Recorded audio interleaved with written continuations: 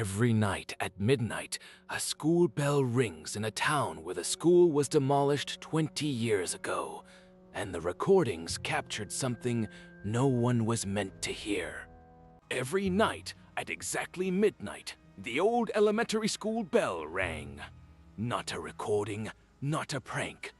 A deep resonant toll that rolled across the empty lot where the building once stood 20 years after it was torn down, brick by brick, and the land left to weeds and silence. The first time it happened, people assumed it was wind, or a car alarm, or their imagination playing tricks in the dark. But it came again the next night, and the next. Always at midnight. Always 3 slow, deliberate rings. Then someone set up a camera. The footage showed nothing. Just the cracked foundation, the rusted fence, the swaying grass. But the audio was wrong.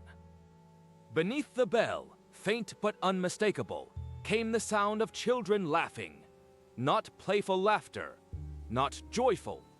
It was the kind of laughter that echoed in empty hallways, the kind that stopped just before it should have, as if someone had pressed a hand over their mouths mid-breath. The town tried to ignore it. They boarded up the lot, posted signs, told themselves it was teenagers with speakers or a glitch in the recording. But then the dreams began.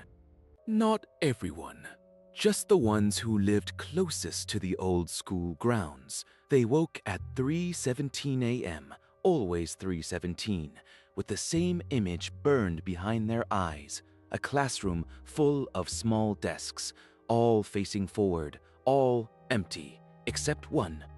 In that single desk sat a child in a gray uniform, head bowed, hands folded.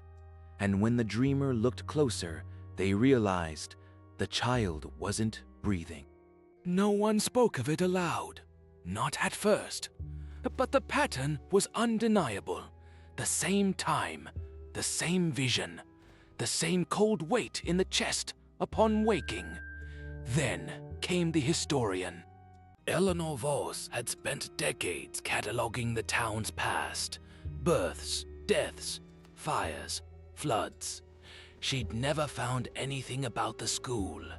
No records, no photos. Just a gap in the archives, like someone had carefully erased it, until she found the journal. Hidden in the basement of the county courthouse, water-stained and brittle. It belonged to a teacher named Margaret Hale. The entries were mundane at first. Lesson plans, weather notes, complaints about chalk dust. But near the end, the tone shifted. They won't let me speak of what happened. The children are gone. Not dead, not missing. Just gone. And the bell rang that night. 3 times. They say it was an accident, but I heard them laughing. The final entry was dated October 12th, 1953. If you're reading this, don't trust the silence. The bell doesn't ring for the dead. It rings for what's coming back. Eleanor dug deeper. She found a single newspaper clipping, buried in a neighboring town's paper, about a structural collapse at the school in 1953. No casualties listed, no names, just a line about repairs underway. But the school wasn't repaired, it was abandoned.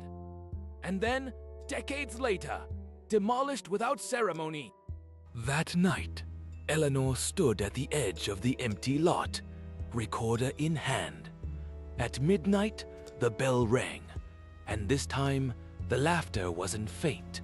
It was close, right behind her. She turned, nothing, but the air smelled like old paper and wet wool.